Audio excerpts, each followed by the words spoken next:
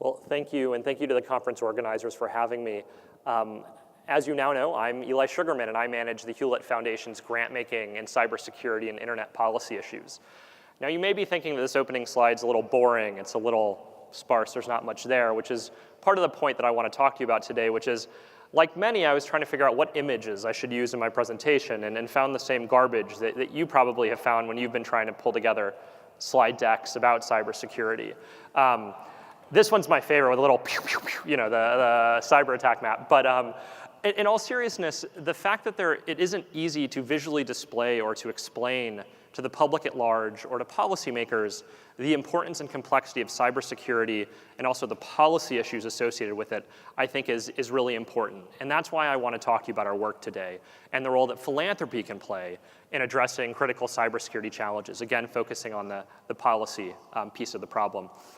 Let me start by giving you a concrete example of how philanthropy, not government, not the private sector, has really helped society manage a critical emerging technology that served the public interest by improving security. This is radar. You know that radar is a technology that is now in common use. It's been commercially available for decades now. And it was critical to the Allied victory in World War II. What you probably don't know was that radar technology was both invented, pioneered, and deployed to the battlefield because of one man's private philanthropy.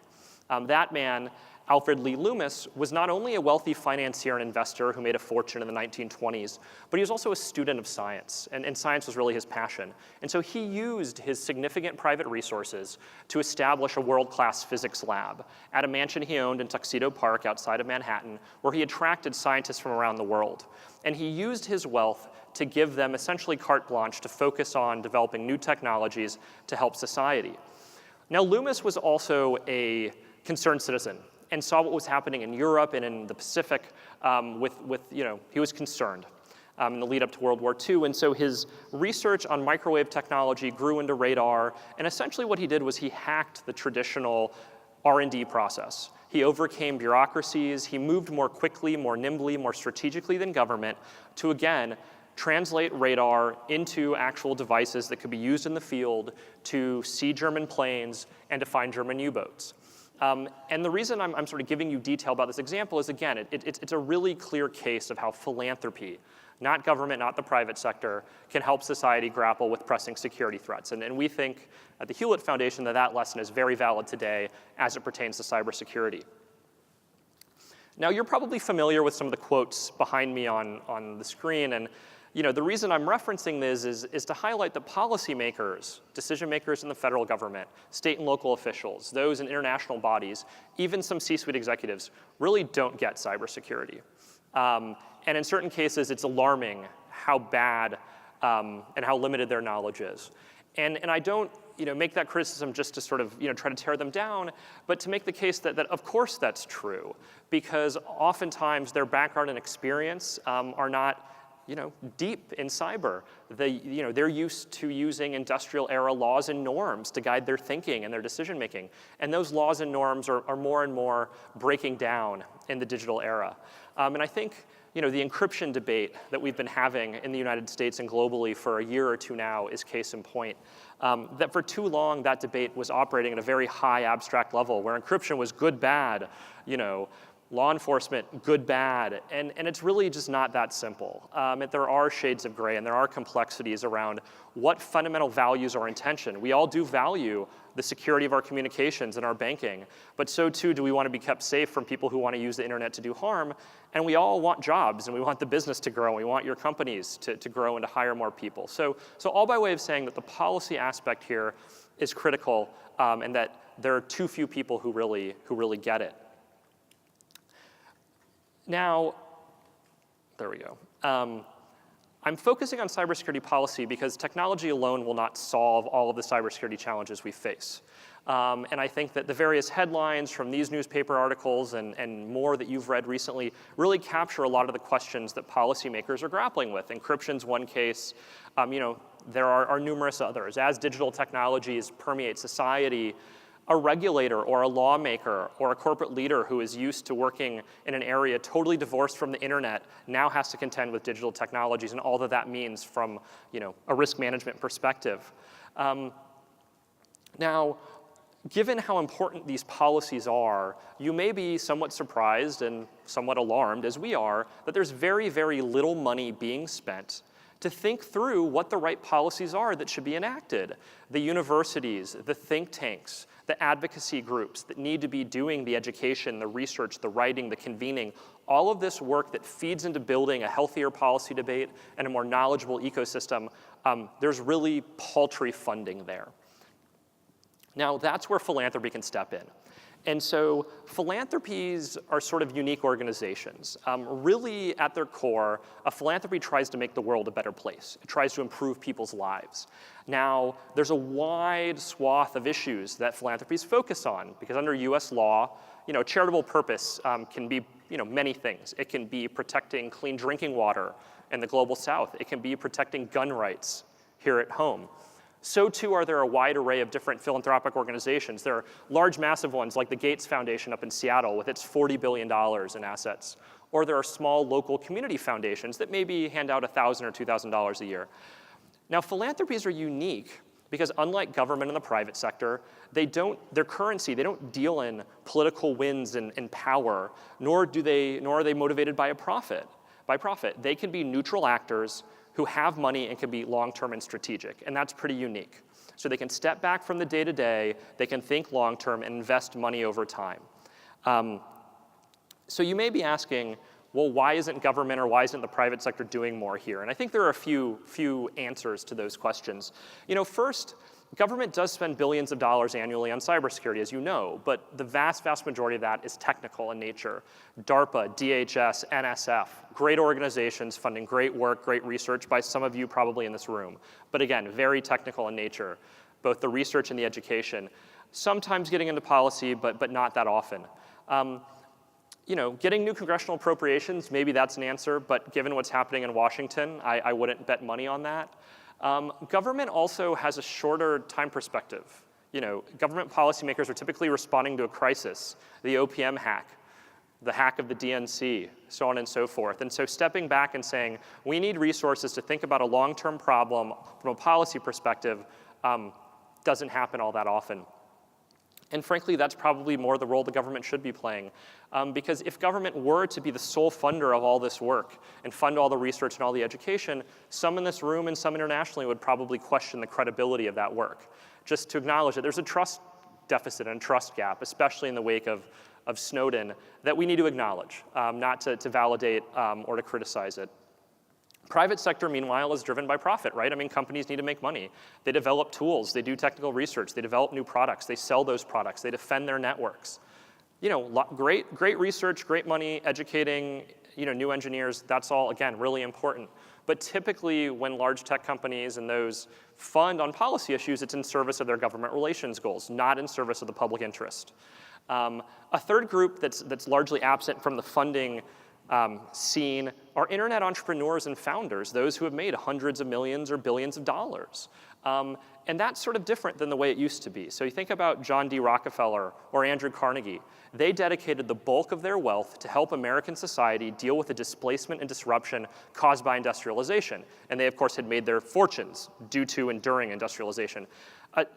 Right now, the security environment we face is a product of all of the technologies that have made a lot of people very wealthy, and I'm just pointing out that those who have benefited most oftentimes don't then give back to help think through how to manage those technologies to maximize their benefit to the public and minimize their harm. The Hewlett Foundation is one of many philanthropies in the United States. We were founded over 50 years ago by Bill Hewlett, his wife Flora, and their son Walter. We try to take an engineer's approach to philanthropy, meaning that we start with what is the problem we're trying to solve. We then use data, we gather information, we do research, and we try to identify what the right solution is then to solve that problem. Over the last half a century, we have grown into one of the largest philanthropies in the United States, making over $400 million a year in grants.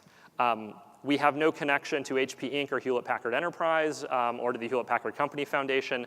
We are strictly nonpartisan, private charitable foundation that has an independent board of directors.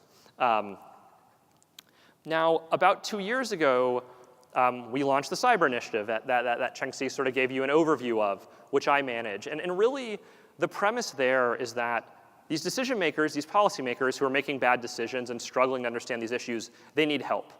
And the way to help them is not to whack them over the head and say, the right answer on encryption is X, or the right answer on the vulnerabilities equities process is Y. Because we honestly don't think we know the answers to those questions. Again, given this tension in core values.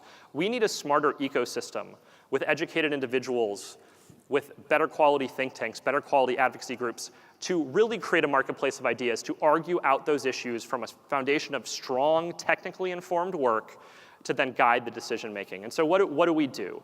We fund a range of think tanks, some right of center, some left of center, some centrist.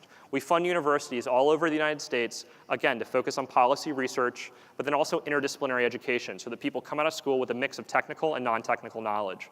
We try to overcome the trust deficit and the trust gaps between Washington, D.C., Silicon Valley, civil society advocates, national security practitioners, because we want the field to cohere and to come together. We only fund efforts that satisfy two criteria. And that is, one, they have to respect neutral expertise, that is technical expertise. And secondly, have to acknowledge that there are hard trade-offs and decisions that need to be made. It's not a zero-sum game always, but there are fundamental tensions between aspects of security, aspects of human rights and civil liberties and privacy, and aspects of business, trade, commerce, innovation, however you want to describe it. Now, to be more concrete, we've funded several efforts, 51 active grants, as the last slide told you. Some of these efforts you're probably familiar with. To sort of stick with the theme of encryption, we funded the MIT's Keys Under Doormats report that I'll get into in a minute. We funded the Berkman Center's Don't Panic report. We're also funding the National Academies of Sciences' new working group on exceptional access to plain text information that's actually meeting at Stanford across the Bay right now. The middle picture is of our strategy, which is on our website if you want a captivating 16-page read sometime. And beyond sort of that policy research, and those are some examples, we've also funded new interdisciplinary centers at Stanford, MIT, and Berkeley.